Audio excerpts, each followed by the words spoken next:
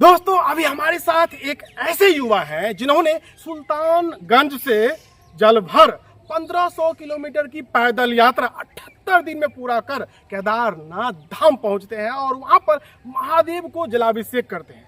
आपको आश्चर्य होगा यह जानकर कि इस यात्रा का खर्च वहन करने के लिए इनके माताजी ने अपनी जमीन गिरवी रख दी। हालांकि इससे पहले भी राजा पूरा भारत भ्रमण अर्थात 4 धाम की यात्रा साइकिल से कर चुके हैं। भोले, आपने सफलतापूर्वक आत्मनिर्भरता के साथ अपना भक्ति मार्ग प्रस्तुत किया, इसके लिए आपको बहुत बहुत बधाई।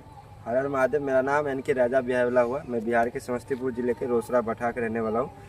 मैं सबसे पहले 19 फरवरी 2024 को 12 ज्योतिर्लिंग 3 धाम का दर्शन कर चुका हूँ। फिर 12/5 को अपने घर से बिहार का पहला कांवड़ लेकर उत्तर वाहिनी सुल्तानगंज से बाबा केदारनाथ के धाम के लिए मैं निकला था, जो कि 78 दिन में बाबा के दरबार पहुंच के बाबा पे जल चढ़ाए थे। राजा, आपके जहन में कैसे आया कि आपको पैदल यात्रा सुल्तानगंज से लेकर के केदारनाथ धाम तक की करनी है? ये माता वैष्णो देवी से आता है कि हम कोई भी यात्रा को शुरू करते हैं, यात्रा को संपन्न करते हैं तो पहले माँ का दर्शन करने के लिए जाते हैं, वहीं से हम नई यात्रा का जर्नी का शुरुआत करते हैं। यात्रा करने से पहले आपके मन में यात्रा को लेकर के सबसे बड़ा सवाल और सबसे बड़ा डर क्या था?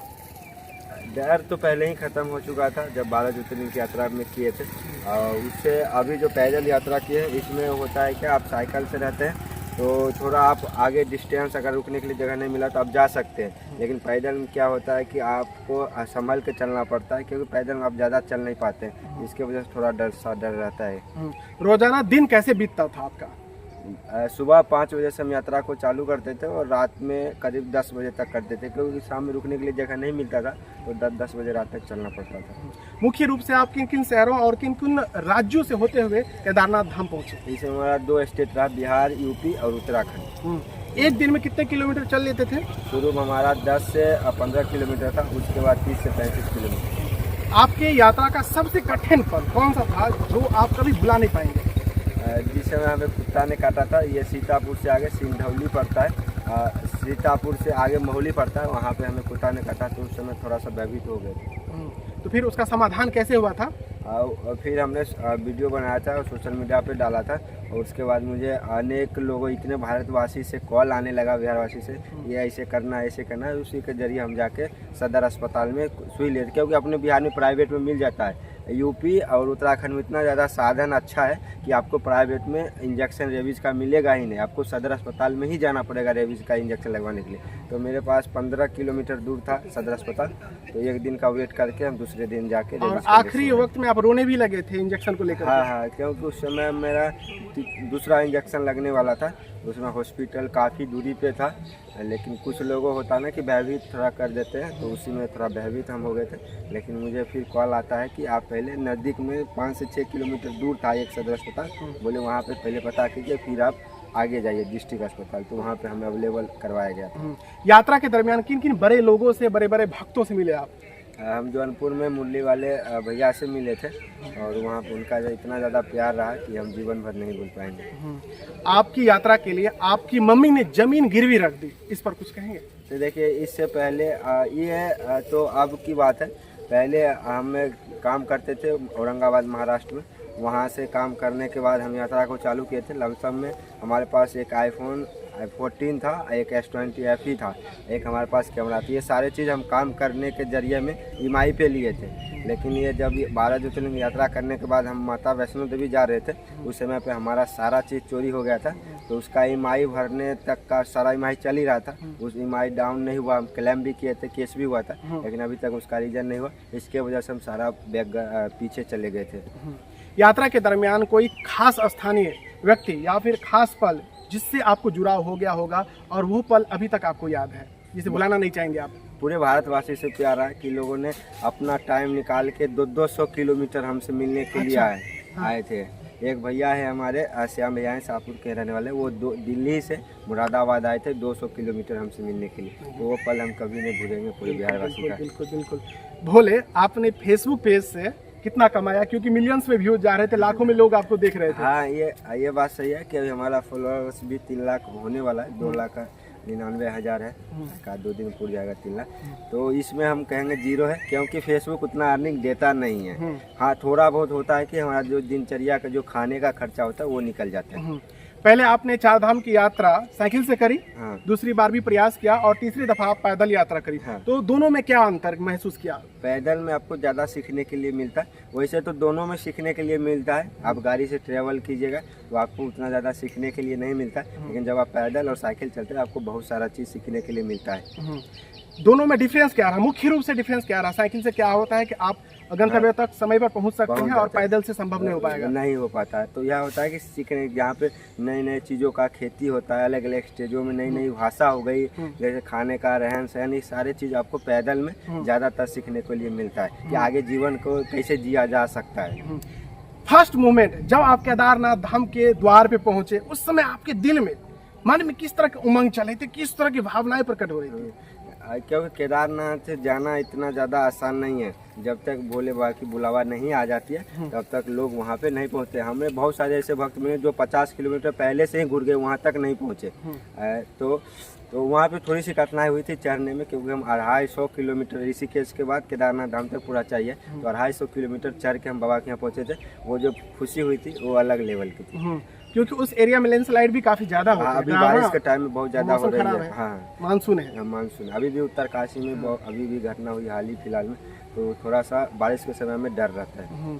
ये बताइए, सावन में दाढ़ी मूछ कटवाना मना होता है और आप बाबा के भक्त होकर, बोले होकर के दाढ़ी मूछ बनवा लिए? सब चीज अपने एक श्रद्धा से होता है, क्योंकि हमने संकल्प लिया था जब तक हम कांवड़ की संपर्क नहीं करते तब तक दाढ़ी मूछ नहीं चढ़ाएं। बाबा को हम जल चढ़ा के ही दाढ़ी मूछ कटवाए। देखिए बारिश हो गई है, हम लोग मंदिर प्रांगण में चलेंगे। चालू रखिए। आपने इस यात्रा से क्या सीख लिया अपने जीवन में?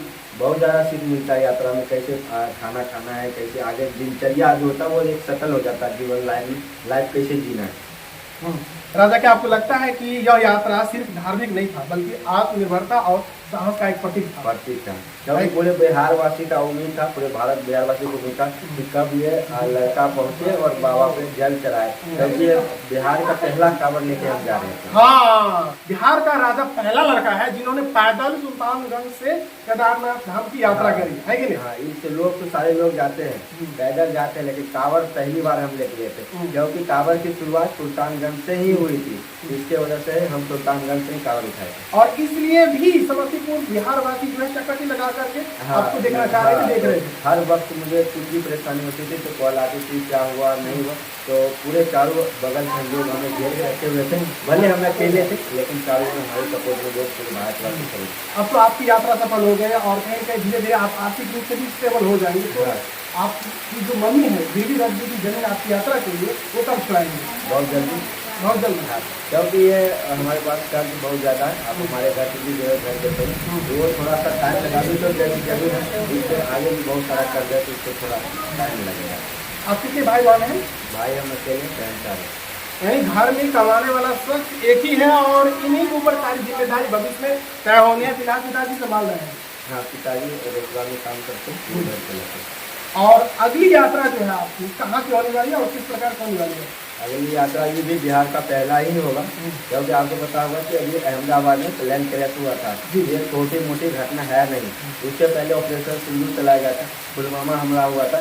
इन सभी चीज़ों में, इन सभी घटनाओं में जो भी लोग शहीद हुए, चाहे अहमदाबाद प्लेन क्रैश हो, चाहे ऑपरेशन पहलगाम में घटना हुई हो, उन सभी लोगों के लिए भावपूर्ण श्रद्धांजलि अर्पित करने के लिए फिर से हम सुल्तानगंज से ही जल उठाएंगे और बाबा विश्वनाथ और अमरनाथ में जल को जलार्पण करेंगे सभी लोगों के लिए। आज की जो युवा पीढ़ी है जो भक्ति राह में चलना चाहती है और आप ही की तरफ साइकिल यात्रा, पैदल यात्रा करना चाहती है, उनके लिए क्या संदेश देना चाहिए? ये सब लोगों की अलग अलग फील्ड होती है, अलग अलग लोग जाना चाहते हैं। हम भी ऐसा कोई बात नहीं कि हम गवर्नमेंट जो जॉब छोड़ के हम निकलाए ना, हमें जॉब करना उतना ज़्यादा अच्छा नहीं लगा, घूमने में ज़्यादातर हमारा मन लगा, जिसके वजह से निकल गया। लोग अपना अपना इच्छा होता है कि किस फील्ड में जाना चाहते हैं, तो गार्जियन को भी रहता है कि हमारा बच्चा अगर इस फील्ड में जा रहा है तो उसी फील्ड में डालें, क्योंकि उसके आगे कहीं ना कहीं उससे भविष्य छुपा रहता है उससे आगे।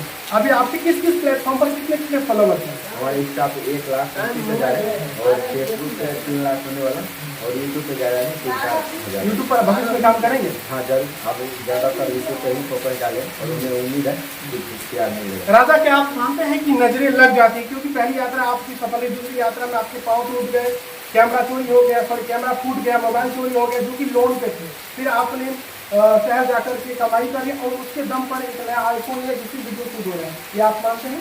नहीं, कहीं ना कहीं ये चीज़ों को हम अपने तरीके से नहीं मानते। हाँ, लोग बोलते हैं कि नज़र लगती है, लेकिन इस चीज़ों को हम नहीं मानते।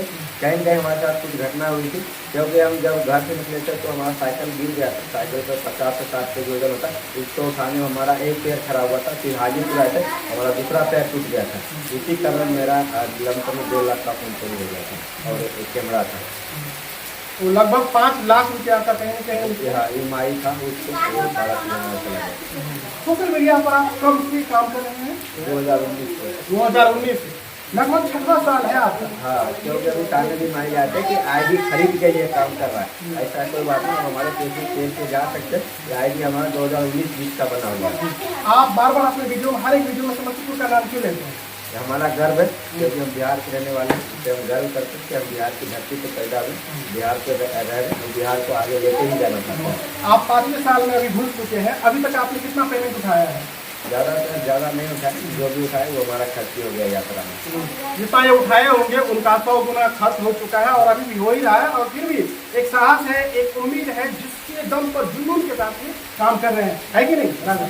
तो इसी के साथ हमारा संवाद समाप्त होता है। आप जाकर के NK राजा बिहार वाला के नाम से किसी भी प्लेटफॉर्म पर ये सर्च कर सकते हैं और देख सकते हैं।